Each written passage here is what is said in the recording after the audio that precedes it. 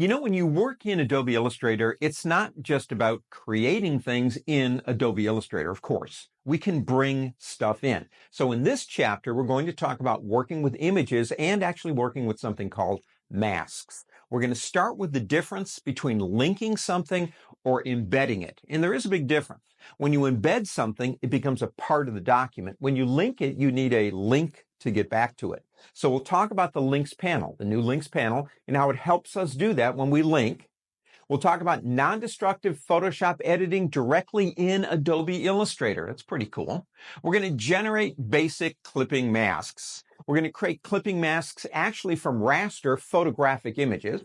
We're going to work with opacity masks, which are even more fun to work with. And our project will be creating a complex clipping mask.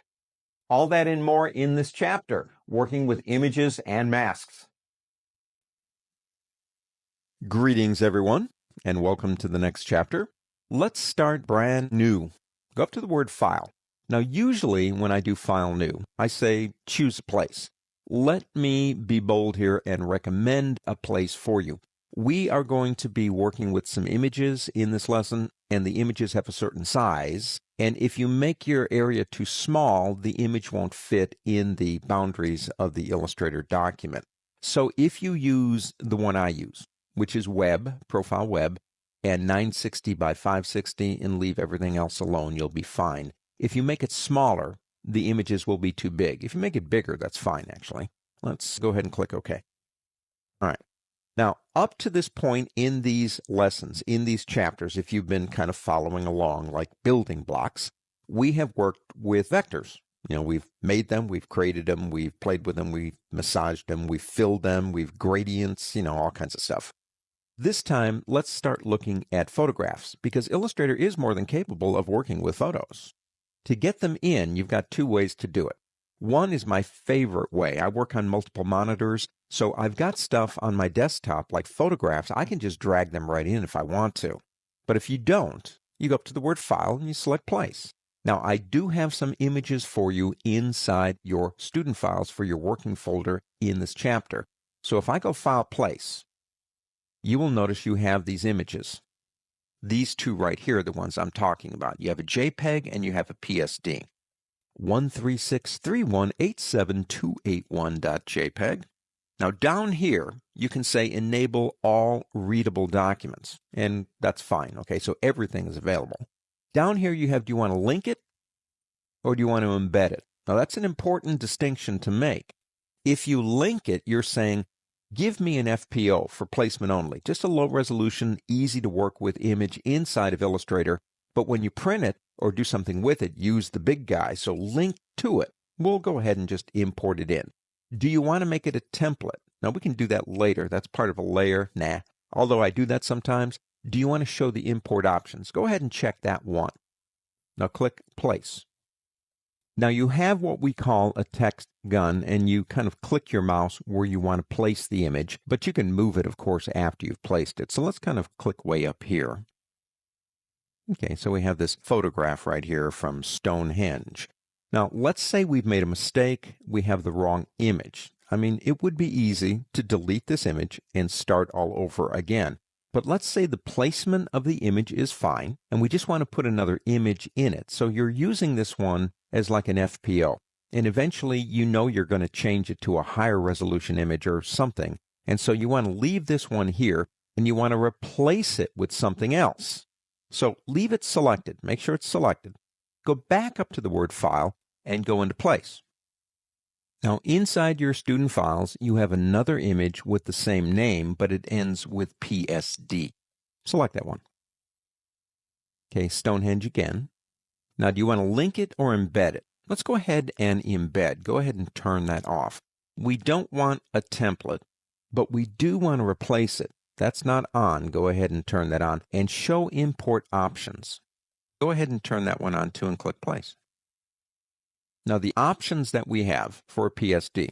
Number one are layer comps, and that's a Photoshop thing. We don't have any, so we don't have to worry about that.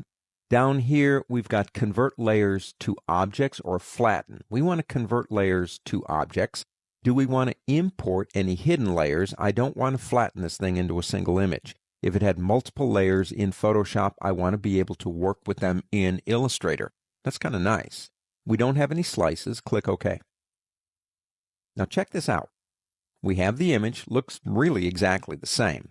But we also have the copyright down here. Now I added that in Adobe Photoshop in a text layer.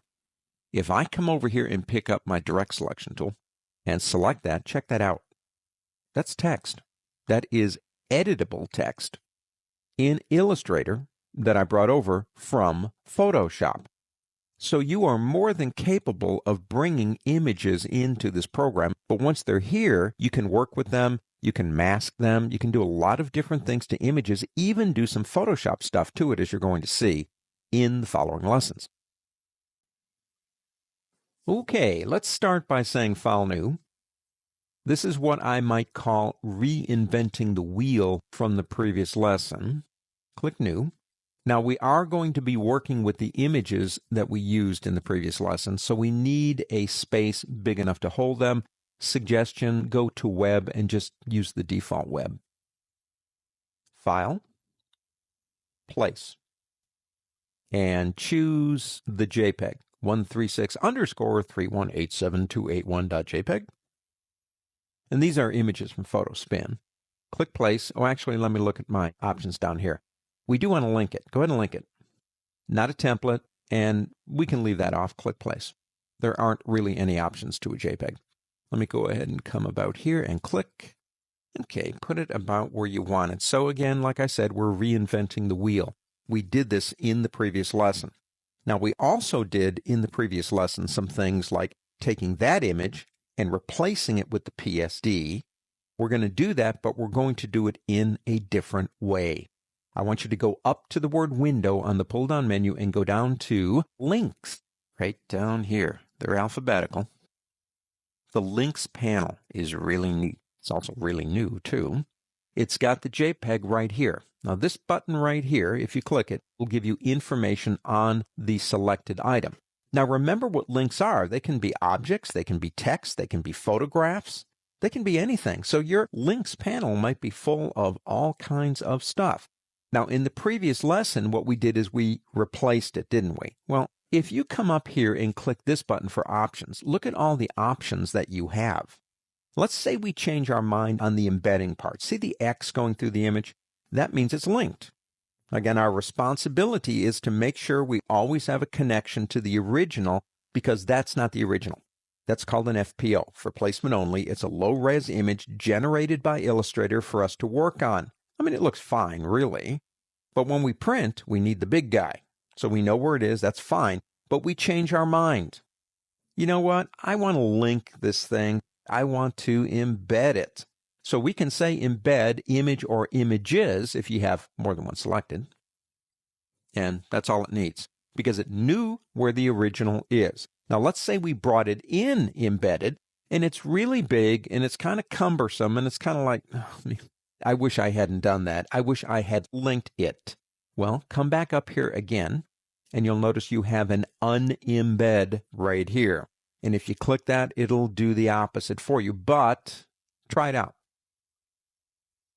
You see, it's assuming something here. It's assuming the name, but it's saying, okay, I'm going to save this again for you because I'm not sure if you have the original somewhere. I've got the original in Illustrator. So I'm about to save this out for you.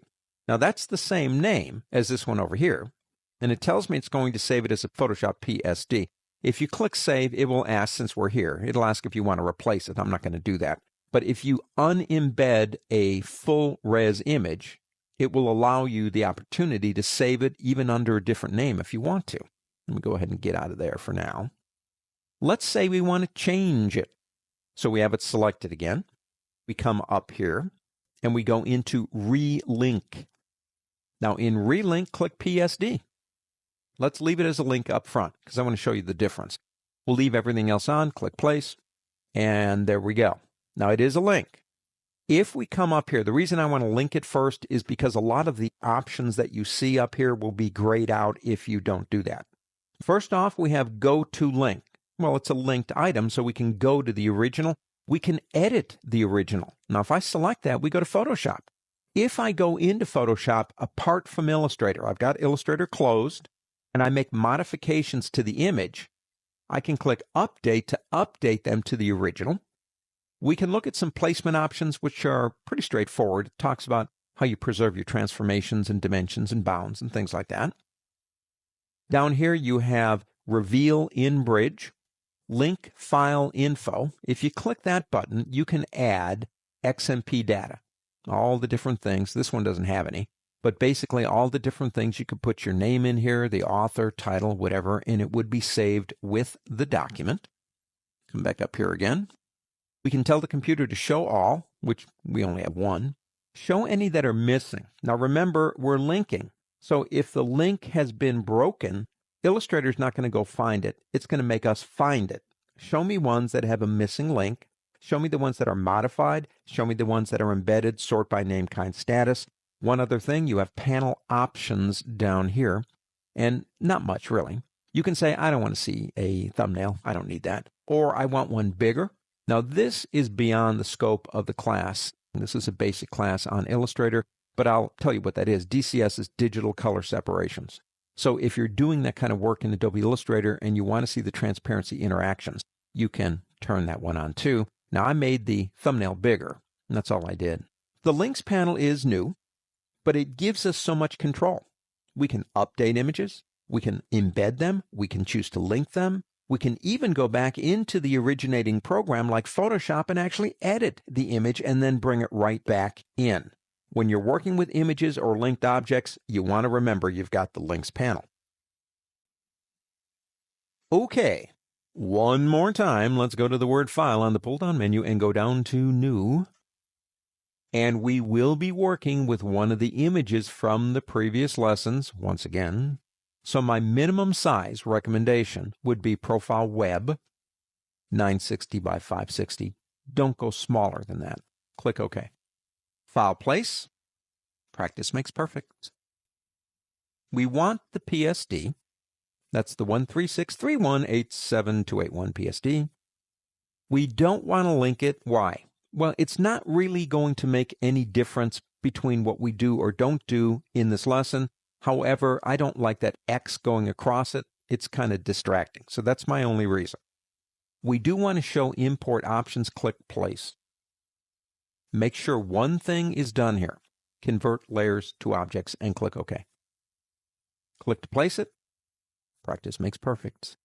And put it where you want it to be. Now we do have technically two layers. We have a photograph and we have photo spin, which is text. Let me show you something before we get into this lesson. I'm going to move layers over for a second. Okay, let me make that a little bit bigger this way. Layer 1 is the layer we deposited our image. We can change that name if we want to, no big deal. But if we open it up, there is the actual name of the document, the PSD, and if we open that up, there are the layers. Exactly the way they exist in Photoshop, exactly the same names. We have Photoshop-like control inside of Adobe Illustrator. Let me go ahead and collapse that down and get back to the lesson by dragging this and putting it back over here. Wait for that transparent blue. Let go. What I want to do here is, you know what? I want to apply some filters, some Photoshop filters to this image. I don't have to go back and edit original. I could. Okay, I could, but I don't have to. I can do it right here. So we have it selected. Now remember, we have two things. We have a vector layer here, in a sense, that's got photo spin, and we have the photograph. If you go to the word effect on the pull-down menu, you will notice you have Illustrator effects. They will not work on a photograph. I can go into, say, distort and transform and pucker and bloat and play around all day long, but it won't work. But watch this down here when I turn on the preview and change it. It works. Why? That's an object. That's vector. So yes, we can apply Illustrator, but notice it didn't do anything here. So what we need to do, I click cancel. What we need to do is go into the Photoshop effects area. Like we could go into distort and do a diffuse glow. Okay, let me come down here and say fit in view. And we can play around all day long. We're in the gallery, okay? We can do anything we want. You say, I think I might like that. I think I'll use that one. I think I'll click OK. So it did it. Now let's say we come back tomorrow and we say, you know what? I didn't really like it yesterday when I applied it. I really don't like it now. That was dumb. I don't know what I was thinking. I need to get rid of that, but I can't undo it because that was yesterday. Yeah, you can. This is non-destructive editing. Believe it or not, Illustrator came out with Photoshop non-destructive editing layers before Photoshop did. If we go into our Appearance panel right here, there it is. Now, if I click it here, it takes me back into the gallery. I can try something else if I want to. Click OK again. You say, I don't want any of this. I want the original image. Well, simply select it here and click the delete key. Or actually, not the delete key, the delete button, the trash can.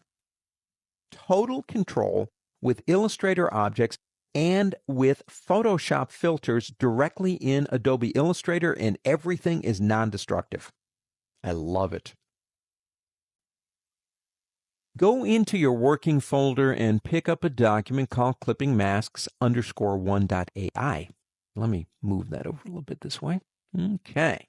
What we have here is the pieces we need to create a clipping mask. So on the right, I have the US $, and I have green as a background. In the United States, for a long time, our money was always green. Now we're changing that because of counterfeiters. But green is associated in the U.S. with money. Okay, so I put the green back there. And the other thing is, now I think this is more European and it was brought over to the United States, but the piggy bank, okay, that's my idea of a piggy bank. I drew that with a pen tool. I had one when I was a kid, had a little slot up here, and you put money in it. So my goal is to put the $signs on the pig, creating a clipping mask. I have the pieces I need. Let me explain what they are.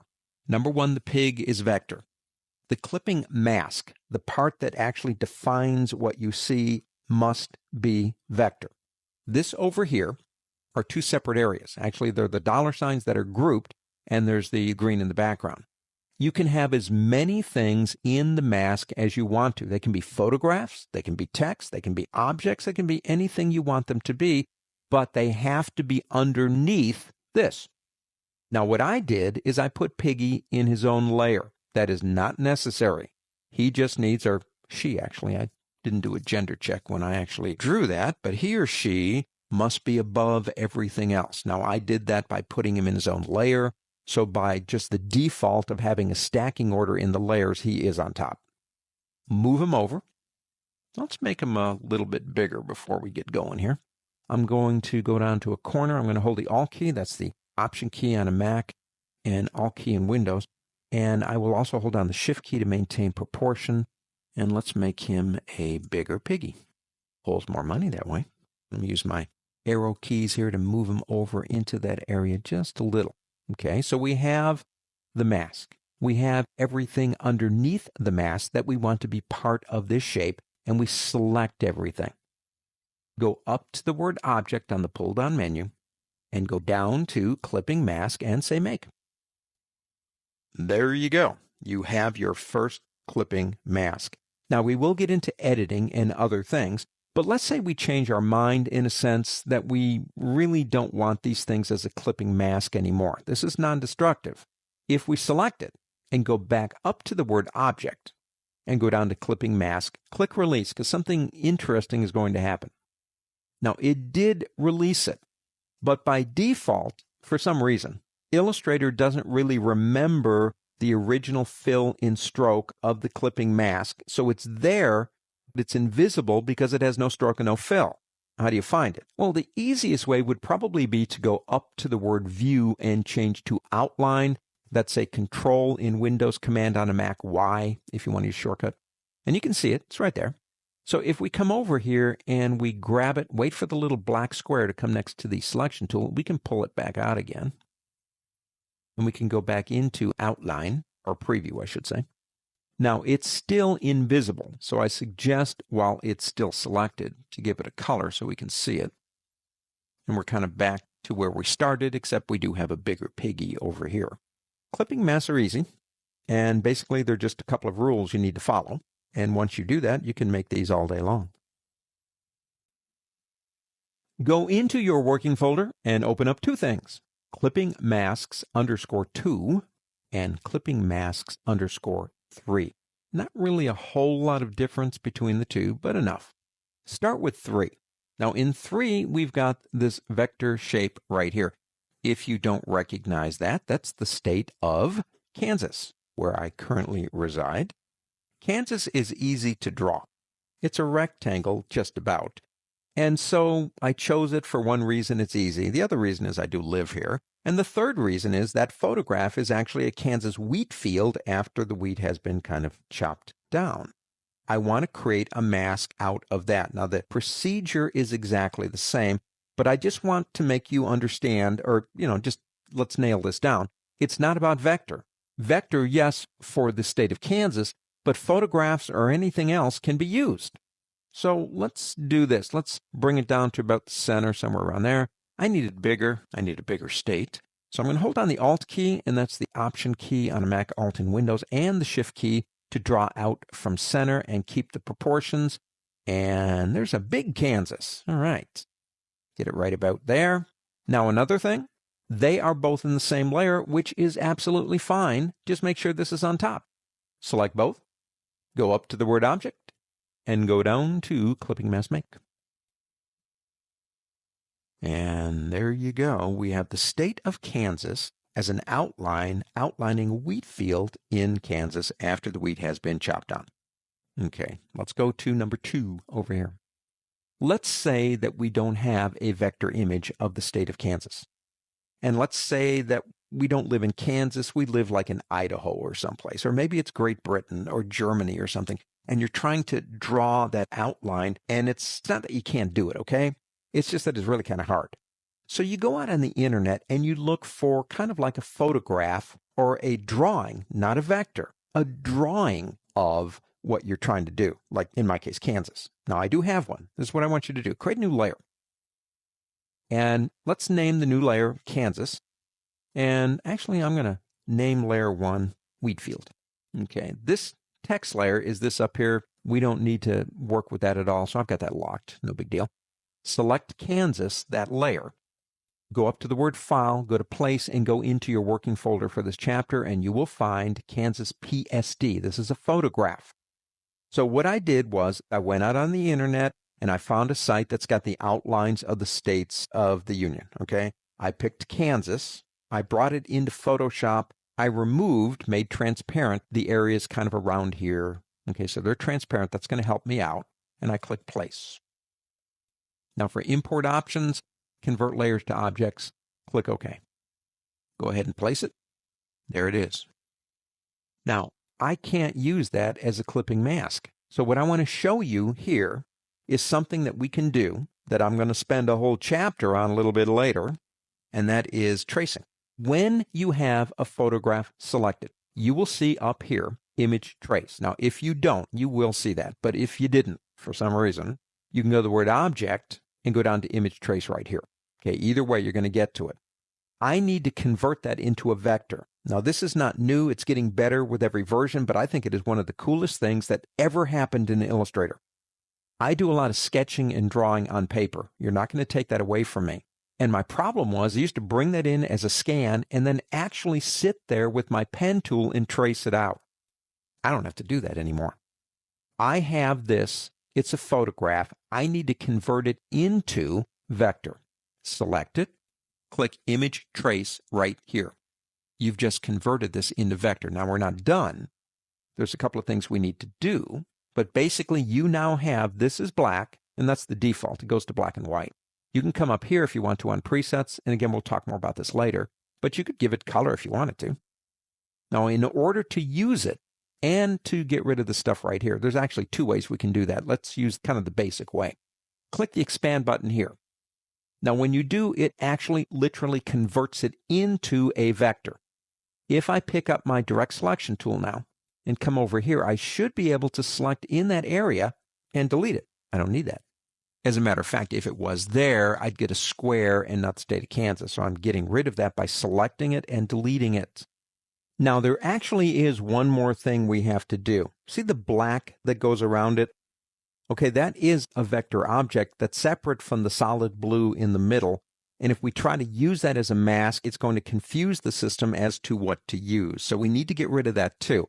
Here's an easier way to do it, at least in this one case.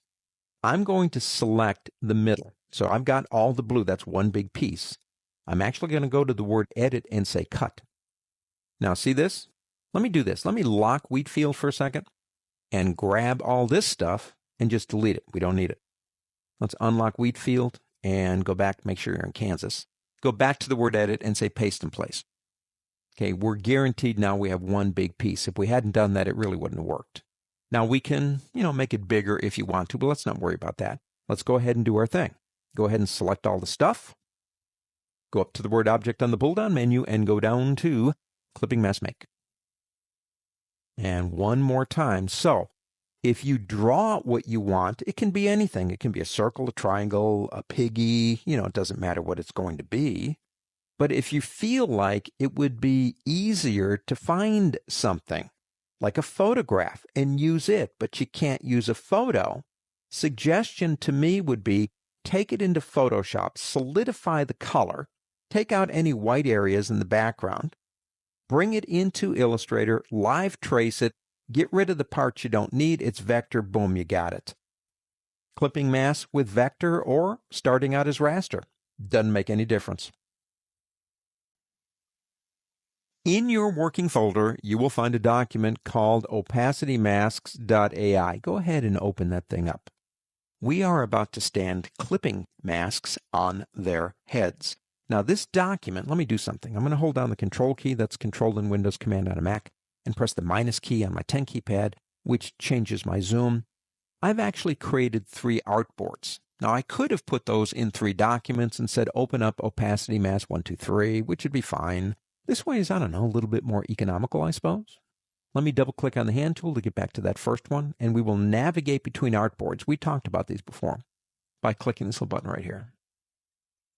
Let's go back to 1. What is an opacity mask? Well, I think let's first ask what is a clipping mask. A clipping mask is a now you see it, now you don't kind of philosophy. The state of Kansas that we did in the previous lesson, the piggy bank that we did, it was cut out like it was cut out with a pair of scissors. Okay, I don't want that. I want a vignette around her, but I want a soft vignette. Can we do that? Yes, we can. Let's start by picking up a vector tool, though, like our ellipse. And I'm going to hold down the Option key. That's the Option key on a Mac and the Alt key in Windows, but not the Shift key, because I want an oval or an ellipse. I don't want a perfect circle. Maybe something, I don't know, about like that. Now, we don't want a stroke. So I'm going to come over here, and I'm going to click and turn that off. Also, this is important. The color must be white. So you might want to start by clicking this button, which is default white to black. Then click here and turn that off. You don't want a stroke. Opacity masks work with a shade of gray, just like Photoshop masks. The darker the shade of gray, the more transparent. Also, if you create like a blur, the transparency on the edge will be interpreted as softness. Now let me pull that down. Let me pick up my selection tool. Pull that down just a little bit because I don't want it kind of bleeding off this edge right up here. And we'll leave it right about there. Now go up to the word effect on the pull-down menu and go down to blur, Gaussian blur. And let's see what we got there. We got a 6.8. Let's go to about a 7. Now it's not a lot, but you'll be able to see it. It is soft. Click OK. Now let's select both of these. Go up to the word object and go down to clipping mask make and watch what happens. Well, now you see it, now you don't. Clipping masks work with the path, not with the color, or a shade of gray actually. So the path began and end, the image begins and ends. That's not what we want. Undo that. Go over into your area here to the right and pick up your transparency panel. If you don't see it, go up to the word window. We have a Make Mask button here too. What's the difference? This one's an opacity mask. Watch what happens when I click it. Now look at that.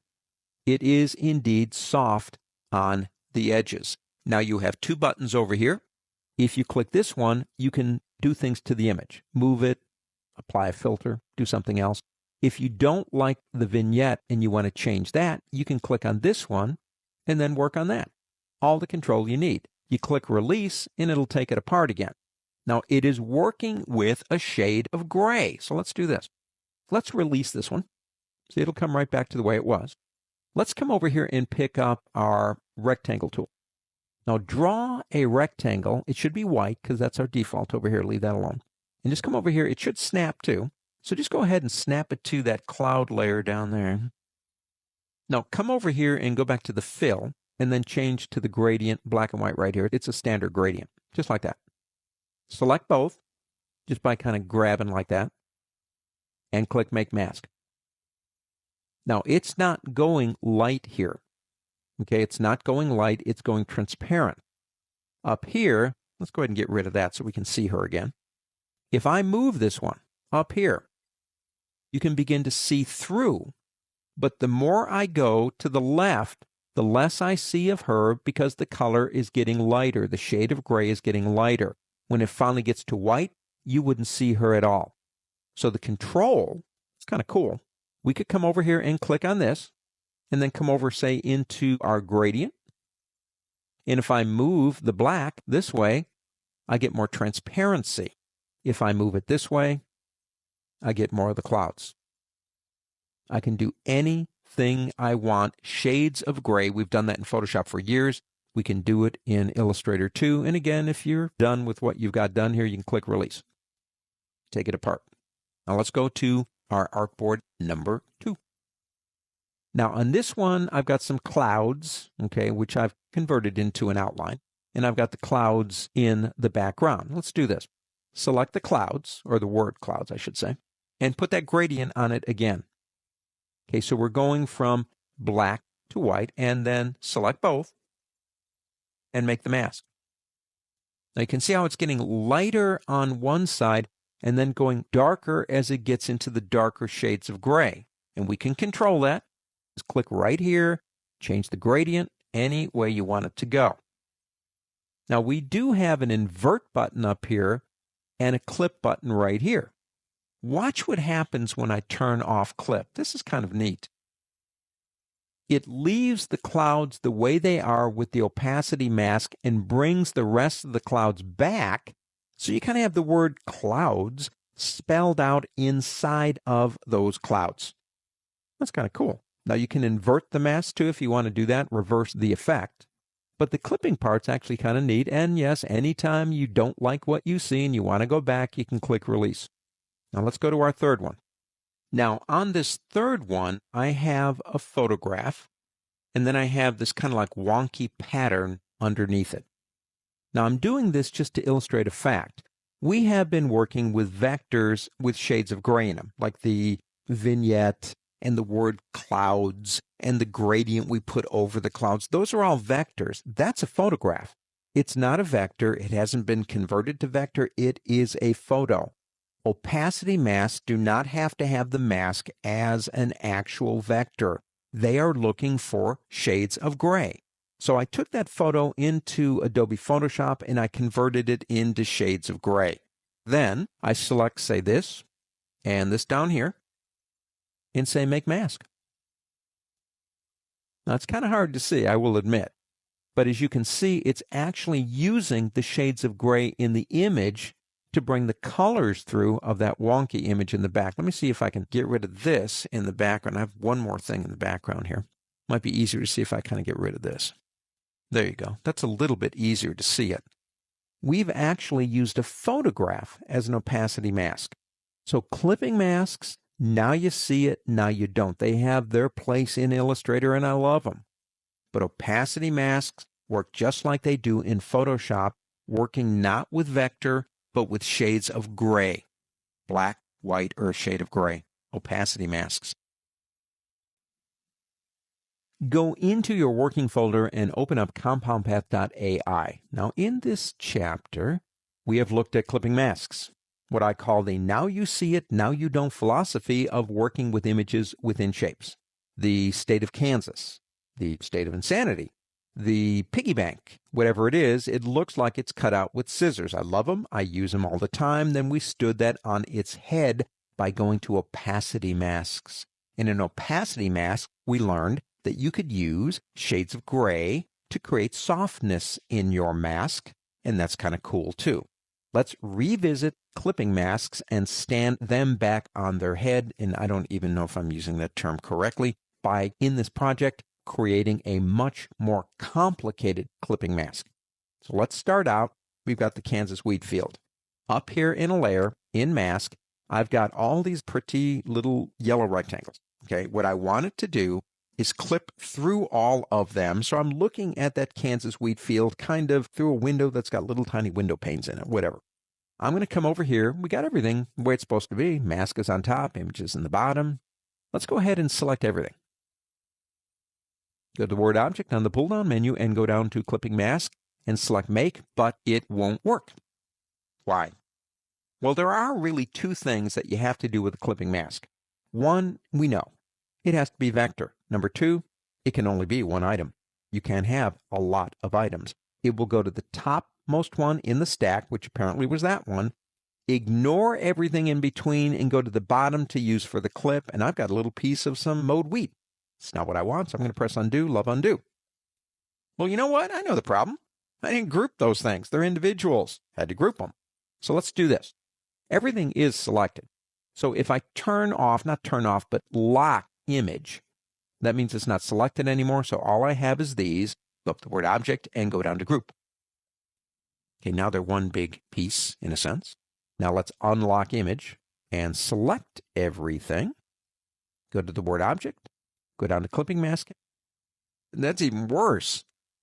Even though a group functions as one item, they are still considered by Adobe Illustrator separate items. Let me press undo. What do we need to do? I need to figure out a way to make all of those yellow rectangles, at least in the eyes of Adobe Illustrator, one single item, even though they're separated by space.